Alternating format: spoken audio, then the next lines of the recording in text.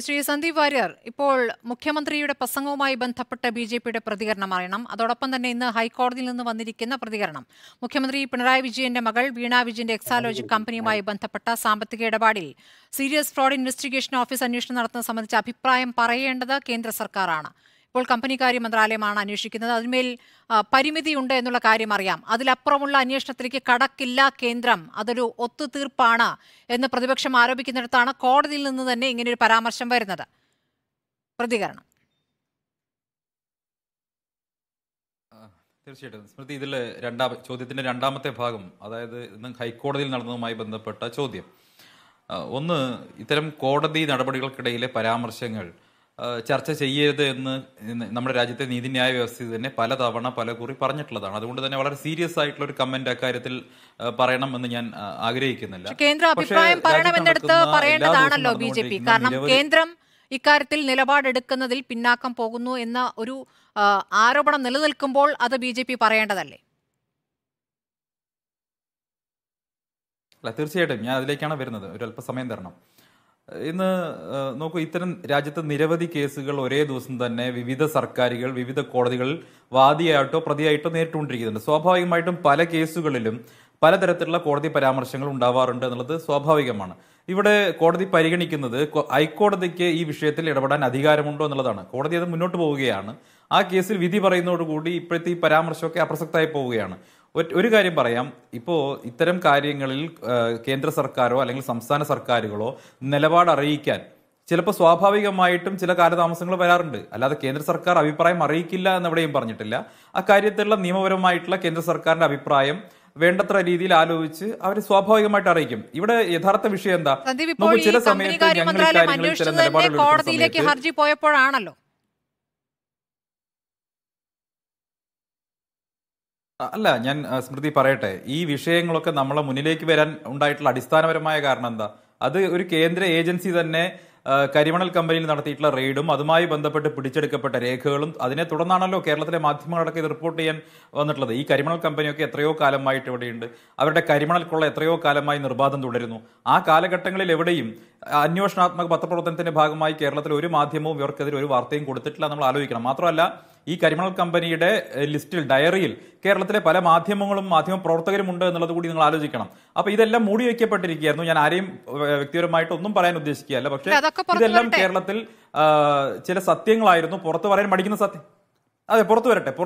ഇതെല്ലാം പുറത്തു വരാത്ത ചില സത്യങ്ങൾ മാത്രമായിരുന്നു, മൂടി വയ്ക്കപ്പെട്ട സത്യങ്ങളായിരുന്നു എന്നുള്ളതാണ് യാഥാർത്ഥ്യം.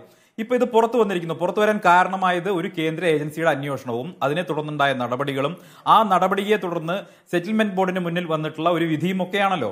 അപ്പൊ സ്വാഭാവികമായിട്ടും ആ ക്രെഡിറ്റെങ്കിൽ നിങ്ങൾ കേന്ദ്ര സർക്കാരിന് ആദ്യമായിട്ട് കൊടുക്കണം. ഒന്ന്. രണ്ടാമത്തെ കാര്യം എന്ന് പറയുന്നത്, ഇത്തരം വിഷയങ്ങളിൽ ഇപ്പൊ അലിഗേഷൻ എന്താ, കോൺഗ്രസ് പറയുന്നത് എന്താ, ഞങ്ങളും CPM-ഉം തമ്മിൽ ഒത്തുകളിയാണ് എന്ന രീതിയിൽ പറയുന്നു. എന്ത് അടിസ്ഥാനമാണ് അതിനുള്ളത്? നോക്കൂ, ഈ കേരളത്തിൽ ചർച്ച ചെയ്യപ്പെടുന്നത് CPM-ഉം നിരന്തരമായിട്ട്, അല്ലെങ്കിൽ മാധ്യമങ്ങളടക്കം ഒരുപക്ഷെ CPM-ന്റെ ഭാഗത്ത് നിന്ന് ഞങ്ങൾക്കെതിരെ ഉന്നയിക്കുന്ന കാര്യം എന്താ, ഞങ്ങൾ ഇവിടെ സംസ്ഥാന സർക്കാരിനെതിരായിട്ടുള്ള നിലപാടുകൾ സ്വീകരിക്കുന്നു പല ഘട്ടങ്ങളിലും. ഇവിടെ മാത്രമല്ലല്ലോ, രാജ്യത്തെ പല ഏജൻസികളും പല രാഷ്ട്രീയ നേതാക്കൾക്കെതിരെയും നടത്തുന്ന അന്വേഷണങ്ങൾക്ക് മേൽ കേന്ദ്ര സർക്കാർ രാഷ്ട്രീയ എതിരാളികളെ പീഡിപ്പിക്കുകയാണെന്ന ആരോപണമാണല്ലോ കേരളത്തിലെ മാധ്യമങ്ങളടക്കം കേരളത്തിലെ രണ്ട് രാഷ്ട്രീയ മുന്നണികളും നിരന്തരമായിട്ട് ഞങ്ങൾക്കെതിരെ ഉന്നയിക്കുന്ന ആക്ഷേപം. അതൊരു വസ്തുത കൂടിയാണ് സന്ദീപ് വാര്യർ. ഒറ്റ കാര്യം, പ്രതിപക്ഷം ഉന്നയിക്കുന്ന ഒരു വിഷയം, സ്വർണ്ണക്കടത്ത് അന്വേഷണം ഇപ്പോൾ ഏത് ഘട്ടത്തിലെത്തി നിൽക്കുന്നു, ഇപ്പോൾ എന്താണ് അതിന്മേൽ അനങ്ങാത്തത് എന്നുള്ള ചോദ്യമുണ്ട്. ലാവലിന്റെ അടക്കമുള്ള വിഷയങ്ങളും പ്രതിപക്ഷം ചൂണ്ടിക്കാണിക്കുന്നുണ്ട്. ഞാൻ ഇതൊക്കെ ഇങ്ങനെ ആവർത്തിച്ച് പറയുന്നത് കോൺഗ്രസ് പ്രതിനിധി ഇല്ലാത്തതുകൊണ്ടാണ് കേട്ടോ. ഇത് കോൺഗ്രസിന്റെ ഭാഗം പറയുക എന്നുള്ളതല്ല. ഞാൻ കോൺഗ്രസ് എന്തുകൊണ്ട് അങ്ങനെ പറഞ്ഞിരിക്കുന്നു എന്നുള്ള താങ്കളോട് ചോദ്യമായിട്ട് ഉന്നയിക്കുകയാണ്. അപ്പോൾ ഇത്തരം വിഷയങ്ങൾ അവിടെ നിൽക്കുന്നു. ഇതിൽ തന്നെ ഈ കമ്പനികാര്യ മന്ത്രാലയത്തിന് പരിമിതിയുണ്ട് അന്വേഷണത്തിന് എന്നുള്ളിടത്താണ് ഈ കേന്ദ്രം സംശയത്തിന്റെ നിഴലിൽ വരുന്നത്. ആ രൂപത്തിൽ ഒരു അന്വേഷണം എന്ന് വെറുതെ പ്രഖ്യാപിക്കുന്നു, അത് വെറുതെ ഒരു പുകമറ സൃഷ്ടിക്കലാണ്, അതിനിടയ്ക്ക് ഒത്തുതീർപ്പ് നടക്കുന്നു എന്നുള്ളതാണ് പ്രധാനപ്പെട്ട ആരോപണം. സ്മൃതി, ഞാനൊരു കാര്യം വ്യക്തമായി പറയാം. ഇത് കോൺഗ്രസിന്റെ അലിഗേഷനാണ്, എനിക്കറിയാം. കോൺഗ്രസിന്റെ ഈ അലിഗേഷൻ ഒരു അടിസ്ഥാനവും ഇല്ല എന്നുള്ളത് ഞാൻ വ്യക്തമാക്കി തരാം. ഒന്ന് നോക്കൂ, ഡൽഹിയിൽ അരവിന്ദ് കെജ്രിവാളിനെതിരെ അന്വേഷണം നടക്കുന്നു, ED നോട്ടീസ് വിടുന്നു. അവിടെ കോൺഗ്രസ് പറയുന്നത് എന്താ, അരവിന്ദ് കെജ്രിവാൾ അഴിമതിക്കാരനാണ്, കള്ളനാണ് എന്ന് പറയുന്നു. അതേപോലെ ബംഗാളിൽ മമതാ ബാനർജിക്കെതിരെ അന്വേഷണം നടക്കുന്നു, EDയുടെ അന്വേഷണം നടക്കുന്നു, ED ഉദ്യോഗസ്ഥരെ തൃണമൂലിന്റെ ഗുണ്ടകൾ ആക്രമിക്കുന്നു. ആ ബംഗാളിൽ പോയി നമ്മുടെ A റഹീം പ്രസംഗിക്കുന്നു, the most corrupt government in India എന്ന് മമതയ്ക്കെതിരെ പ്രസംഗിക്കുന്നു. ഇവിടെ താഴെ വന്നു കഴിഞ്ഞാൽ നിരവധിയായിട്ടുള്ള, ഉദാഹരണത്തിന് DMK അടക്കമുള്ള പാർട്ടികളുടെ അഴിമതിയെക്കുറിച്ച് നേരത്തെ മൻമോഹൻ സിംഗ് തന്നെ പറഞ്ഞിട്ടുണ്ട്. എന്നെ ഇരുട്ടിൽ നിർത്തിയാണ് 2G കേസ് അടക്കമുള്ള വിഷയങ്ങളിൽ DMK നിലപാടുകൾ എടുത്തതെന്ന് മൻമോഹൻ സിംഗ് തന്നെ പരസ്യമായി പറഞ്ഞിട്ടുണ്ട്. അപ്പൊ DMK-ക്കാർ കള്ളന്മാരാണെന്ന് കോൺഗ്രസ് പല ഘട്ടങ്ങളിൽ പറഞ്ഞിട്ടുണ്ട്. പല സാഹചര്യങ്ങളിൽ ഇവരുടെ മുന്നണിക്കകത്ത് നിൽക്കുന്ന പാർട്ടികൾ തന്നെ പരസ്പരം അഴിമതി ആരോപിക്കുന്നു. ഞാൻ പറയട്ടെ, അല്ല ഞങ്ങളുടെ നിലപാടിനൊപ്പം നിൽക്കാത്ത രാഷ്ട്രീയ പാർട്ടികളുടെ വീടുകളിലേക്ക് അല്ലെങ്കിൽ ഓഫീസുകളിലേക്ക് ED എത്തുമെന്നുള്ള ഭീഷണി നിങ്ങളുടെ പ്രധാനപ്പെട്ട മന്ത്രിമാർ തന്നെ നടത്തിയിട്ടുണ്ടെന്നേ മീനാക്ഷി ലേഖി ഈ പാർലമെന്റിൽ പറഞ്ഞ ഓർക്കുന്നില്ലേ? അപ്പോൾ അങ്ങനെ ഒരു ഭീഷണിയൊക്കെ വളരെ പരസ്യമായി തന്നെ നിങ്ങൾ നടത്തിയിട്ടുള്ളതാണ്. പറഞ്ഞോളൂ സ്മൃതി. അതൊരു ഭീഷണിയല്ല. ന ഖാവൂങ്ക ന ഖാനെ ദൂങ്ക എന്നുള്ളത് പ്രധാനമന്ത്രി നരേന്ദ്രമോദി തെരഞ്ഞെടുക്കപ്പെടുന്നതിന് മുൻപ് തന്നെ പറഞ്ഞിട്ടുള്ളതാണ്. ഞാൻ ഒറ്റ കാര്യമേ പറയുന്നുള്ളൂ, ഇവരെല്ലാവരും അഴിമതിക്കാരാണെന്ന് പരസ്പരം ആരോപിക്കുകയും ഇവർ തന്നെ ഉന്നയിച്ച അഴിമതി ആരോപണങ്ങളിൽ ഞങ്ങൾ നടപടിയെടുക്കുന്ന സമയത്ത് അത് രാഷ്ട്രീയ വിരോധത്തിന്റെ പേരിലാണെന്ന് പറയുകയും ചെയ്യുന്നത് വൈരുദ്ധ്യമാണ്, കോൺട്രഡിക്ടറിയാണ്. അതാണ് എന്റെ പോയിന്റ് എന്ന് പറയുന്നത്. കേരളത്തിൽ നാളെ പിണറായി വിജയൻ സർക്കാരിനെതിരെ ഞങ്ങൾ നടപടിയെടുക്കുന്ന സമയത്ത് പിണറായി വിജയൻ സർക്കാരിന്റെ സെക്രട്ടറി വരെ ജയിലിൽ പോകാൻ കാരണമായിട്ടുള്ള അഴിമതി ഞങ്ങൾ അന്വേഷിക്കുന്ന ഒരു പ്രത്യേക സമയത്താണ് നിങ്ങളുടെ അന്വേഷണം എത്തുക, ഒരു പ്രത്യേക സമയത്ത് തെരഞ്ഞെടുപ്പ് വരുമ്പോൾ. അപ്പോൾ ഒന്നുകിൽ ഭീഷണിപ്പെടുത്തി നിലയ്ക്ക് നിർത്തുക, ഒന്നുകിൽ നിങ്ങളുടെ ഭാഗത്തേക്ക് കൊണ്ടുവരിക. ഇതാണ് ആ ഭീഷണിക്ക് പിന്നിൽ. അപ്പോൾ ഒരു പ്രത്യേക സമയത്ത് മാത്രം നിങ്ങൾ ഊർജ്ജസ്വലരാകുകയും നിങ്ങളുടെ ED എത്തുകയും ചെയ്യുന്നു. അതിനെയാണ് രാഷ്ട്രീയമായി നിങ്ങൾ അതിനെ ഉപയോഗപ്പെടുത്തുകയാണ്, ഏജൻസികളെ നിങ്ങൾ ഉപയോഗിക്കുന്നു എന്നുള്ളതിൽ ഒരു യാഥാർത്ഥ്യമുണ്ട്. അതവിടെ നിൽക്കട്ടെ, അത് ആ വിഷയം അവിടെ നിൽക്കട്ടെ. ഇതിൽ എന്താണ് മറുപടി? എന്തുകൊണ്ട് ഇതിൽ ഈ പരിമിതമായ സ്വാതന്ത്ര്യം മാത്രമുള്ള ഒരു ഏജൻസിയെ അന്വേഷിക്കുന്നു എന്നുള്ളത് സംശയം ഉയരുന്നുണ്ട്. അതിനൊരു മറുപടി ഉണ്ടോ?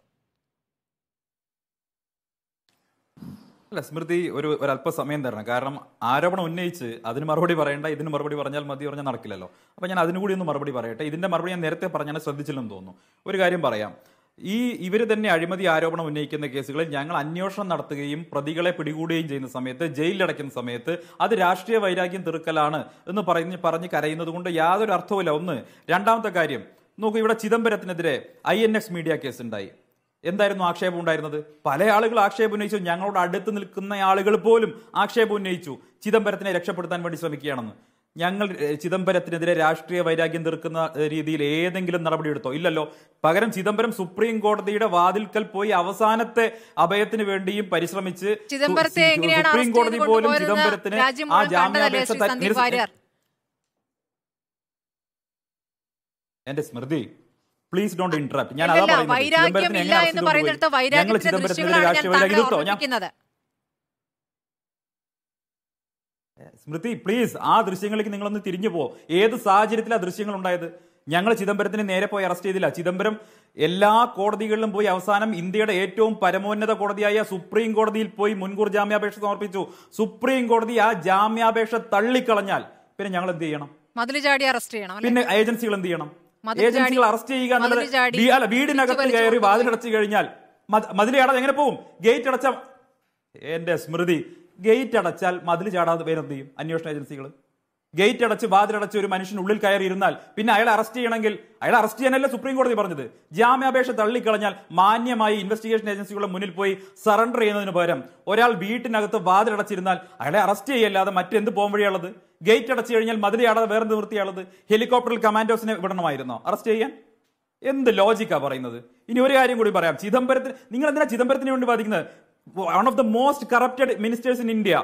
എന്തിനാ നിങ്ങൾ അദ്ദേഹത്തിന് വേണ്ടി വാദിക്കുന്നത്? INX മീഡിയ കേസിൽ അദ്ദേഹത്തിനെ അറസ്റ്റ് ചെയ്ത് എത്ര കാലം കഴിഞ്ഞിട്ടാണ്? ഞങ്ങൾ രാഷ്ട്രീയ വൈരാഗ്യം തീർക്കാൻ പോയിട്ടില്ല.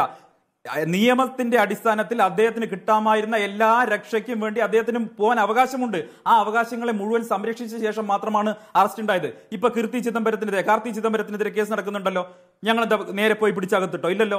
സെന്തിൽ ബാലാജിക്കെതിരെ എത്ര കാലത്തിന് ശേഷമാണ് നടപടികൾ വന്നത്?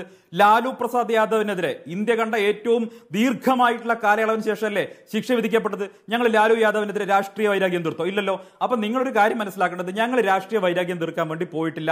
ഞങ്ങൾ അങ്ങനെ ചെയ്യുന്ന ആളുകളല്ല. ഒരു കാര്യം കൂടി പറയാം.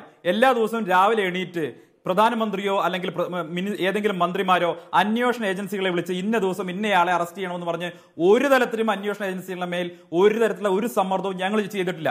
ഇനി ഒരു കാര്യം കൂടി ചോദിച്ചല്ലോ, എന്തുകൊണ്ട് ഞങ്ങൾക്ക് എതിരാളികളുടെ മേൽ മാത്രം ഞങ്ങൾ ഇങ്ങനെ പോകുന്നു? അവർക്കെതിരെ മാത്രമേ ആരോപണമുള്ളൂ. ഞാൻ ചോദിക്കട്ടെ, നരേന്ദ്രമോദിയുടെ മന്ത്രിസഭയിൽ 2 ടേമായിട്ട് 150ഓളം മന്ത്രിമാരുണ്ടായിട്ട് 150ഓളം മന്ത്രിമാർ, ഒരു മന്ത്രിക്ക് പോലും അഴിമതി ആരോപണത്തിന്റെ പേരിൽ രാജിവെക്കേണ്ടി വന്നിട്ടില്ലാത്ത ആദ്യത്തെ സർക്കാരാണ് കടന്നു പോകുന്നത്. നിങ്ങൾ ആലോചിക്കണം, 150 മന്ത്രിമാരാണ്. UPA സർക്കാരിനെ താരതമ്യം ചെയ്തു കഴിഞ്ഞാൽ UPA സർക്കാർ കൈകാര്യം ചെയ്തതിന്റെ എത്രയോ ഇരട്ടി പണമാണ് NDA സർക്കാർ കൈകാര്യം ചെയ്യുന്നത്. രാജ്യത്തിന്റെ സാമ്പത്തിക വ്യവസ്ഥ അത്രയും വളർന്നു, അത്രയും കൂടുതൽ പ്രൊജക്ടുകൾ നടക്കുന്നു, അത്രയും കൂടുതൽ ദേശീയപാതയുടെ പണി നടക്കുന്നു, അത്രയും കൂടുതൽ തീവണ്ടി ട്രാക്കുകളുടെ പണി നടക്കുന്നു, അത്രയും കൂടുതൽ ഊർജ്ജ മേഖല ഇൻവെസ്റ്റ്മെന്റ് ഉണ്ടാകുന്നു. സ്വാഭാവികമായിട്ടും കൂടുതൽ അഴിമതി ആരോപണങ്ങൾ വരേണ്ടതാണ്. ഒരു മന്ത്രിക്ക് പോലും രാജിവെക്കേണ്ടി വന്നിട്ടില്ല. എല്ലാ കേസുകളും നിങ്ങളെടുത്ത് ജുഡീഷ്യൽ റിവ്യൂവിന് പോയി സുപ്രീം കോടതി എടുത്ത് ചവറ്റുകൊട്ടയിൽ തള്ളി. ആരോപണം അന്വേഷിക്കപ്പെടുന്നതിന് മുമ്പ് തന്നെ സുപ്രീം കോടതി ചവറ്റുകൊട്ടയിൽ തള്ളിയിട്ടുള്ള സംഭവങ്ങളാണ് പലതും ഉണ്ടായത്. ഒരു മന്ത്രിക്ക് പോലും രാജിവെക്കേണ്ടത് ഞങ്ങൾക്ക് അഭിമാനത്തോടെ പറയാൻ പറ്റും. ഇന്ന് പിണറായി വിജയൻ പറഞ്ഞല്ലോ, ഇത് കമ്മീഷൻ പറ്റാത്ത സർക്കാരാണ്, അതല്ലെങ്കിൽ ഞങ്ങൾക്കെതിരെ ആരോപണം ഇല്ലാന്ന രീതിയിലൊക്കെ പിണറായി വിജയൻ പറയുന്നുണ്ടല്ലോ. അത് പറഞ്ഞ ജനങ്ങൾ എന്തുകൊണ്ട് വിശ്വസിക്കുന്നില്ല? കാരണം പിണറായി വിജയന്റെ ട്രാക്ക് റെക്കോർഡ് പരിശോധിച്ചാൽ മതി. പിണറായി വിജയൻ ഏത് രീതിയിൽ ഉയർന്നു വന്നയാളാണ്, ഇന്ന് അദ്ദേഹത്തിന്റെ ആർജിത സ്വത്ത് എത്രയാണ്, അദ്ദേഹത്തിന്റെ കുടുംബത്തിന്റെ സ്വത്ത് എത്രയാണ്, പിണറായി വിജയൻ ചെയ്ത ജോലി എന്താണ്, പിണറായി വിജയന്റെ സമ്പാദ്യം എന്താണ് എന്ന് പരിശോധിക്കുമ്പോൾ പൊതുജനങ്ങൾ പിണറായി വിജയൻ പറഞ്ഞാൽ വിശ്വസിക്കാൻ പോകുന്നില്ല. കാരണം 100 കോടിയുടെ ബാങ്ക് ബാലൻസ് ഇല്ലാത്തതിന്റെ പേരിൽ മാധ്യമത്തിൽ വന്നിരുന്ന പരസ്യമായി സങ്കടപ്പെടുന്ന ഒരു മകളുണ്ട് പിണറായി വിജയന്. ഒരു കാര്യം കൂടി പറയാം, നരേന്ദ്രമോദി പറഞ്ഞാൽ ജനങ്ങൾ വിശ്വസിക്കും.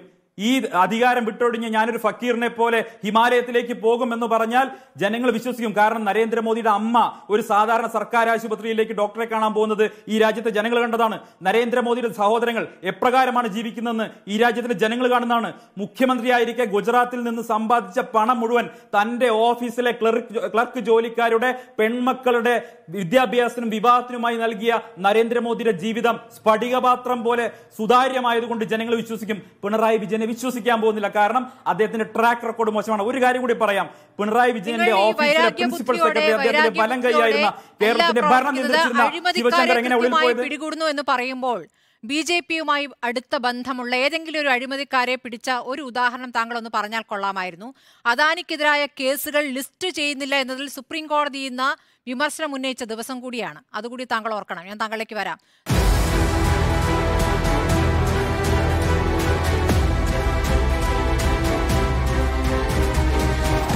Debate with Smriti Parithikad.